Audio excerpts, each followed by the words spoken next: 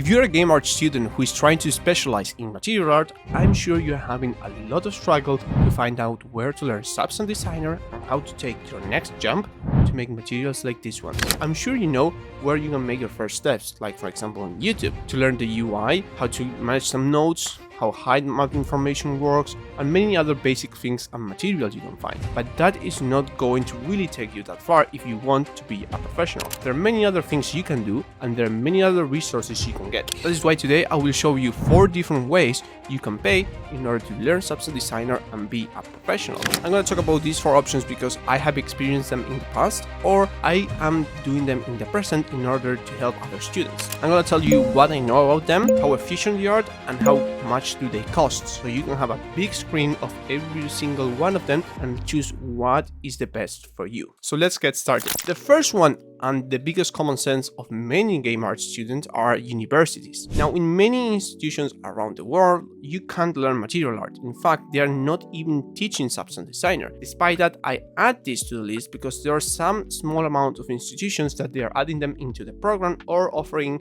small courses. But there's a problem. Many people believe that university is the place where you go, you study, you get a degree, and then you get a job. Nowadays, things have changed quite a lot. In the past, I had friends that were in university and been there over 4 years, working their portfolio, working their skills, and still they couldn't get a job. While in the other hand, myself, I was self-taught, and under 1 year I managed to get my first job at a AAA outsourcing company in my country. And today that still goes on, but I think that even worse. I have seen students who have portfolios after 5 years of working that are really not good. And the worst part of everything is that they are in debt. But before we get into those details, let's get back a little bit to the main topic, learning material art from universities. As I said before, some of them are already including them in the programs, but not in the best way. Usually, professionals are quite busy. So much is the fact that in order to keep up with FMAA, in my last job, I had to go from full-time to part-time to be able to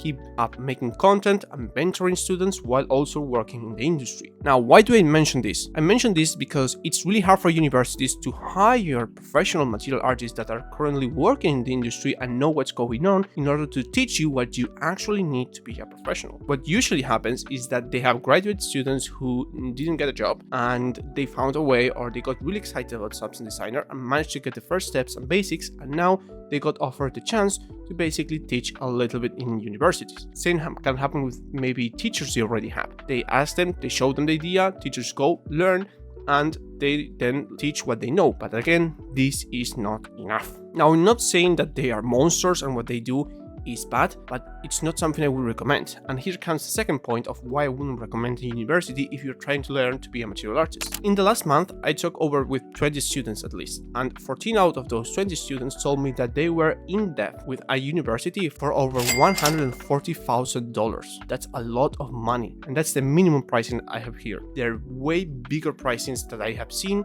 and it gets worse. Most of the graduates in university usually don't get a job. So not only if you go to university in order to learn this, you will get in debt, but it will be really hard to pay it. And if you can't pay it, you will have to pay it for almost the rest of your life, because having only an 8-hour job, it's really hard to get at least $200,000. So to summarize this, in my personal experience, I don't really think they are worth it. You are going to learn the topic out of someone that maybe doesn't master it or is not a professional, so he doesn't have the tools to give you and tell you how you can get a job. You're going to have to get into debt, and you're most probably not going to have the resources to pay that debt later. For me, it doesn't sound like a great deal. And before you say something, as I mentioned before, I am self-taught. I started learning in university, but in graphic design. And I started also while doing university, learning at home, and I realized I could learn more by myself. So I dropped out, and after 1 year of learning substance designer as a self-taught and with help of other professionals, I managed to get into my first job. Now, don't worry, there are other options for you, even if you are still in university, and not all of them are that expensive. Like for example, our second options, which are tutorials. Everyone is familiarized with tutorials. You have free tutorials and you also have paid tutorials. You can find them in 3 main places if you want to learn about material art. Those are YouTube,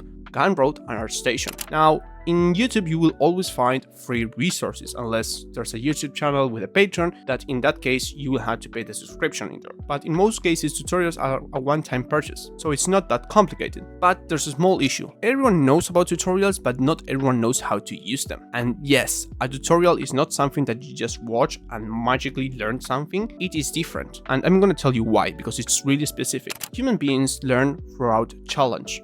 We need to challenge ourselves in order to learn something. Let's get gym as an example. If you're lifting weights, then you surely know about this. But in order to generate more muscle and strength, you need to generate tension in your muscle. This tension is acquired by pushing a specific amount of weight that will generate your muscle to push its limit. Now, the same happens with your memory. If your memory doesn't have a challenge that makes it push through, then your body won't remember or won't want to have that information stored. Tutorials are great, as I said before, but they're so easy that sometimes we forget that we need that challenge. And the tutorial gives us the answer to a problem in the silver plate. And that's where lies the problem. Many people just go over the tutorial, copy it, and post it in their portfolio, and that's the worst thing you can do. Why? Because there's no challenge. When you're going to try to make a new material without a tutorial, you're not going to be able to or remember anything of it. So let me show you how you do it. I did this process with this material you're seeing now on the screen, the alien inflected flesh material. And for this tutorial, what I did is I follow Enrico Tameja's tutorial for flesh materials, and I follow it from the beginning to the end. I mean, I finished this, but I didn't post it. What I did instead is I saved the graph, I removed the video from my site, and start working on my own version of my flesh material. By doing this, I encountered new challenges that the tutorial didn't have the answers, and had to look for new solutions, and also look for my own art direction that the tutorial is not giving to me. By doing this,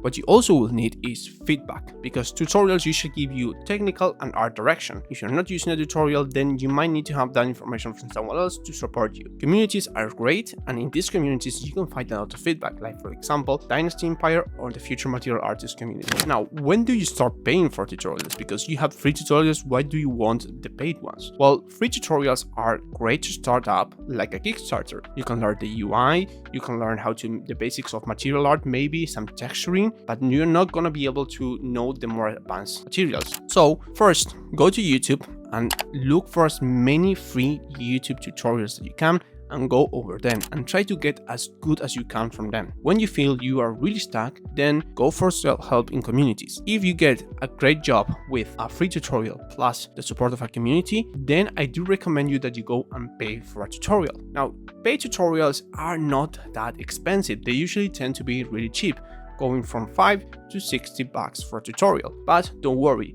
there's a specific reason for the difference. I have a tutorial pack for $25 that I'm giving for free in my website that has 3 different materials that you can learn. And the higher the pricing, usually it's because the tutorial has or more complex information or more tutorials inside, like a bundle. In this case, 3 tutorials by the price of 1. As a final opinions for this kind of topic, I like tutorials. I started with them, I grew with them, but they're not what you need in order to become a professional. They're the best way to start, to get comfortable, but in order to grow, you will always need to be uncomfortable. So tutorials is good, but then you will have to let them go. Now, as the next stage after tutorials, there's 2 things that you can do and are our 2 next options. And the first one of them, being the third in the list, is courses. I have gone to several courses for procedural art in CGMA and also Rebel FX. And I have to say that they're good. They're really good courses. But the thing is that most people don't really know what to expect. So I'm going to tell you a little bit how it works,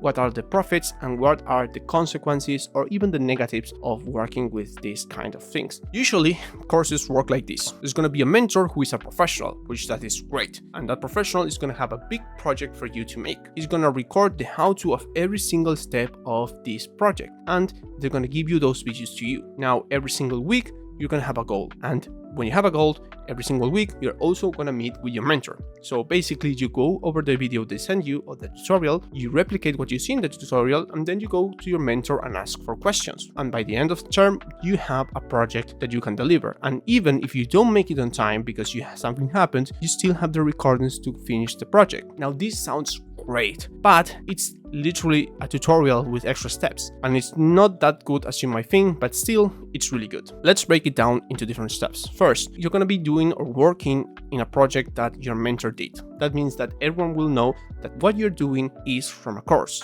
and that is something you don't want in your portfolio. Anyone can copy a tutorial, anyone can follow a course, but not everyone can be original about their artwork, and that's a lot of things that many student portfolios are missing. And that's why I want you to be clear about this. If you have any kind of tutorial artwork or course artwork in your portfolio, remove it, because it's harming you more than it's helping. Besides being a project that can be easily recognized, it also has another issue, and it's that it's lacking originality and your lay of hand, meaning it's not gonna be yours. And it's a little bit different to what I said before, being the difference that it's not something that maybe you really enjoy doing. When you build your portfolio, you want to put the things that you really care about, the things that you enjoy doing and you have fun doing, so that people can then see what you really aspire to do in your job and give you the chance to make that for a production that you would like to be in. Now, the second part of this course is that you're gonna be having a mentor. And here comes the good part and the bad part. The good part, hey, you have a mentor and he's an actual professional, which solves the problem that universities have. But the bad thing is that because of the cost of these things is not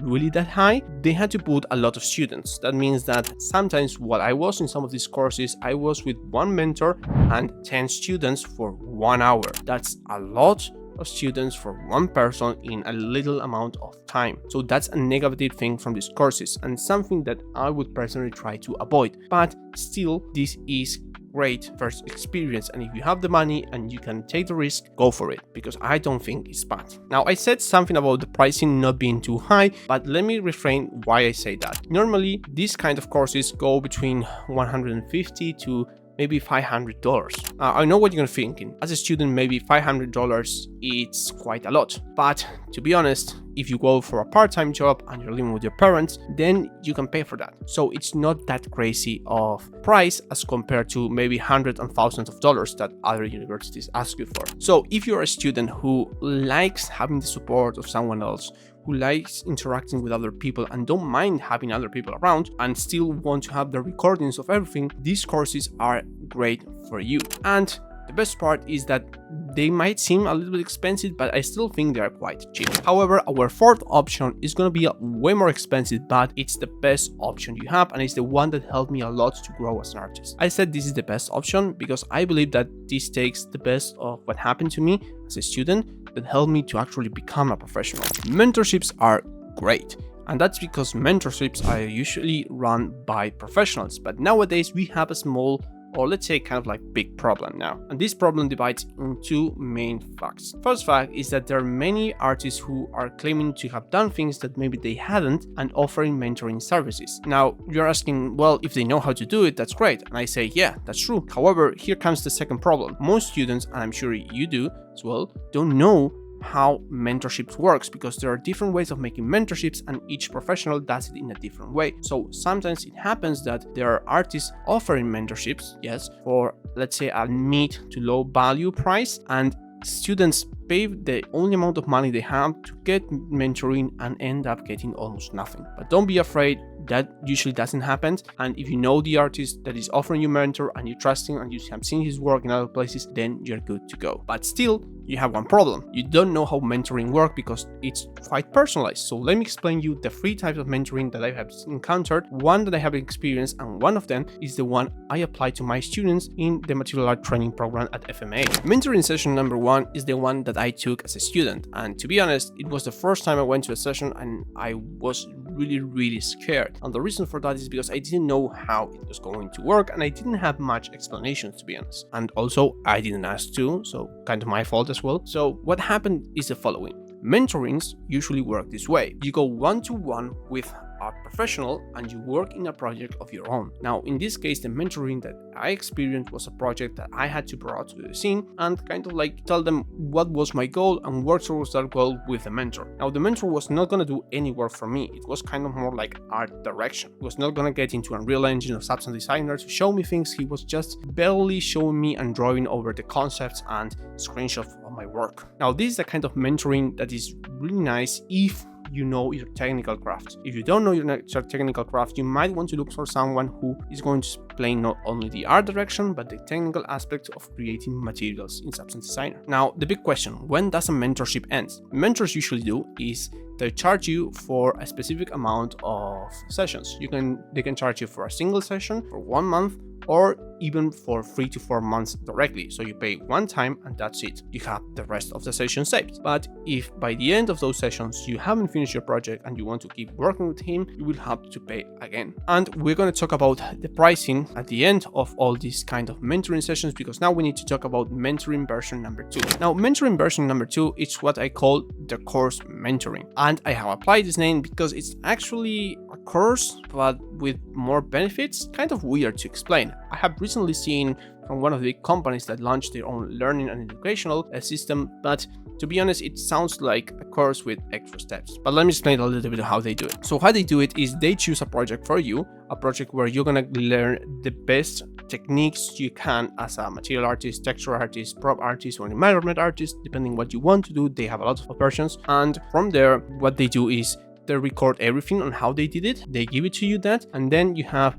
I think, 1 or 2 sessions per week with mentors. Literally the same as the courses, but there's one advantage. You're not gonna have 10 or 20 more students with you. They understand that the quality comes from the time that you put into it, so they lower the amount of students to only 4 students. And with that, they also lowered a lot the price. But again, it's something from a specific place that I won't mention because I don't want any kind of trouble. But if you find something like this one, know that this is a great way to do a mentoring, however, not the one I am most familiar with. So yes, the problems you're gonna find with this kind of mentoring, the course mentoring, is pretty much the same as the problems you're gonna have in the course, but with one less. Basically, the only issue will be that the work that you will be doing is not going to be original. It's not going to be focused to something maybe that you want really to do, or a problem you are having with your own projects. It's going to be a project of someone else and how to do it. And remember that that's not what you want to have in your portfolio. However, it is true and it's great that if you have extra time now, you can spend time seeing what happens in the tutorial and then applying to your own project. And then by having less amount of students, you can have more time with a mentor to show both things and see what's going on. So I think that this is a clever way of doing it,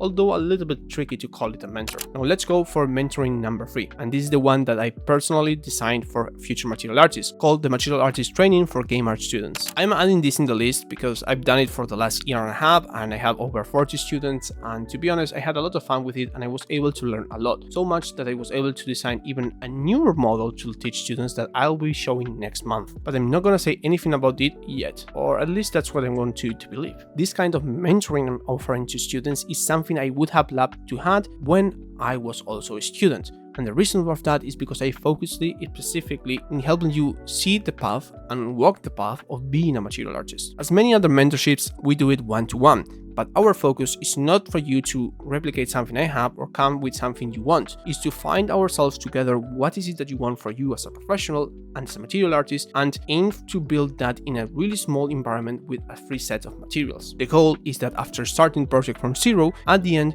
you manage to have the right knowledge on how to create materials, the shaders you need to apply them in a scene, and then be able to replicate it by your own. Basically, I tried solving with my mentorship some of the problems I mentioned before, like for example, having original artwork. If we choose together the artwork that you want to make based on where you want to be in the future, it's going to be easier to make something more original and more aligned to what you want, to create a portfolio that will allow you to, in the future, get a job. Also, you will be learning what's actually happening or what's the job of a material artist is. But again, this is quite for beginners. This is not for advanced, like learning pixel processor or math. That's something that we might add in the future. Now, the big questions about these 3 types of mentorships is how expensive are they? And to be honest, they are quite expensive. Prices go from $600 to $1,500. And yes, it's quite a lot, I know that, but the result that you get is actually quite high as well. If you're seeing right now on the screen, these are the works of the before and after of my students during my material art training program. And if you agree with me, I think they have a great jump between one to the other one and managed to create really great artwork and present it in a very professional way. Now, there's actually a lot of options to have. You have options that are free, a little bit budgy, more budgy, and really expensive, as you can see. But all of them give you different results. So I'm going to give you also 2 tips that you should take in consideration before taking the leap and purchasing or wasting money in any of these. So the first point to check in consideration is learn what works best for you. And it's really important because if you know yourselves, you're really going to understand the problem of maybe not being comfortable by being around a lot of other people and having to do a group course with